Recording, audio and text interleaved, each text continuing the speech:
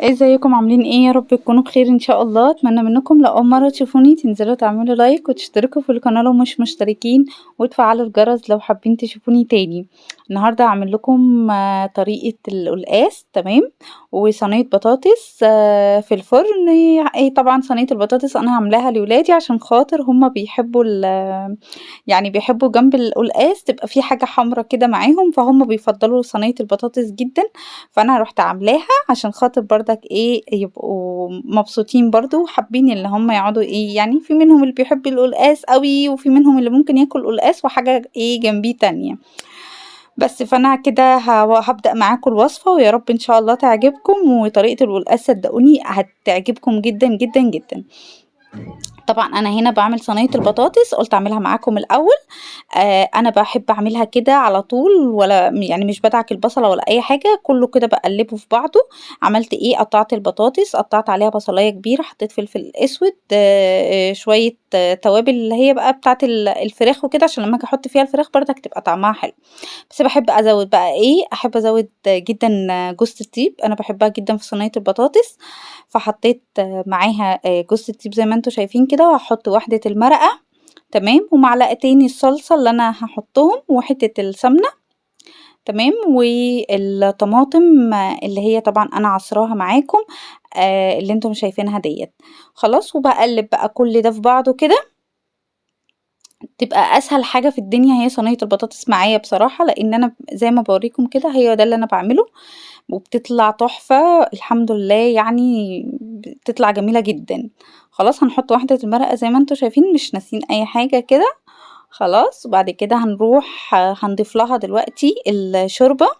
تمام. انا سلقه الفرخه وكل حاجه، بس انا طبعا ما بينتش سلق الشوربه سلق الفراخ ولا ايه، عشان خاطر انا عاملاها في فيديو تاني لوحده، موريه البنات ازاي، يعني البنات الصغننين ازاي اقدر اغسل الفراخ بتاعتي وتطلع ريحتها حلوه جدا بالشوربه يعني وكده. فاللي حابب يشوفها يبقى يتفضل كده ويشوف الفيديو بتاعي. تمام. انا كده عملت زي ما قلت لكم الطماطم قلبتها وظبطت الملح بتاعها وكل حاجه. وحطيت بقى الفراخ زي ما انتم شايفين كده. تمام. وحطيت الشوربة. انا قلت لكم صح؟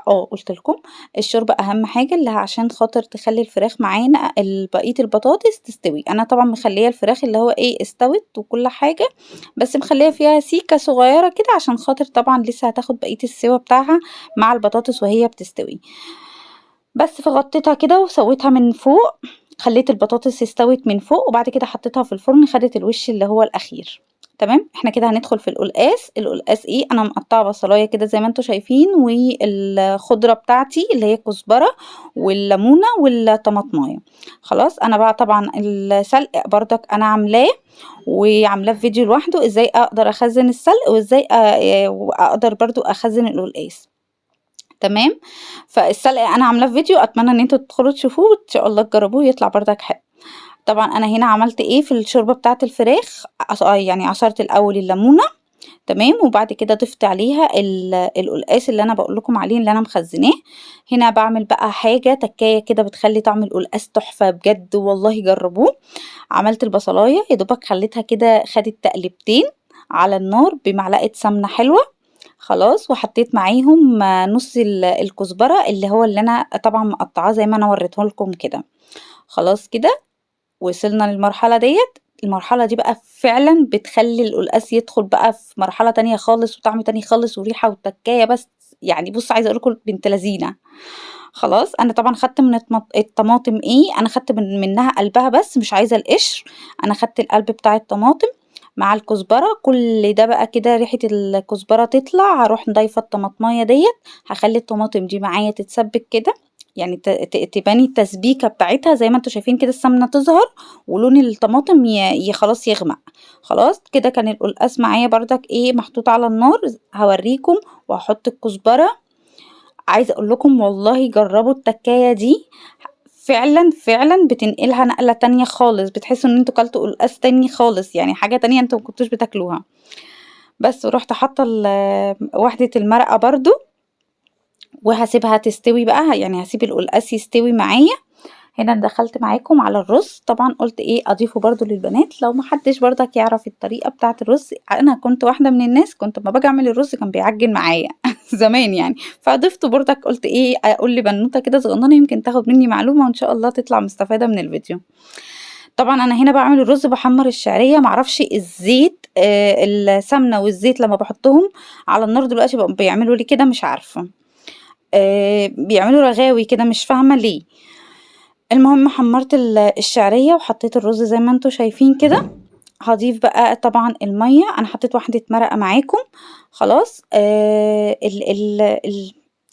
الملح طبعا هحطه، وطبعا لازم تخلي الرز يا بنوته الرز معاكي يبقى مفلفل، ما يبقاش فيه ميه زي ما انت شايفه كده، ما يبقاش فيه ميه خالص عشان ينجح معاكي وان شاء الله يطلع ايه مش معجن كده. انا بحط له الميه، بضيف الميه، لو عندي شوربه بضيف شوربه يبقى نص شوربه ونص ميه.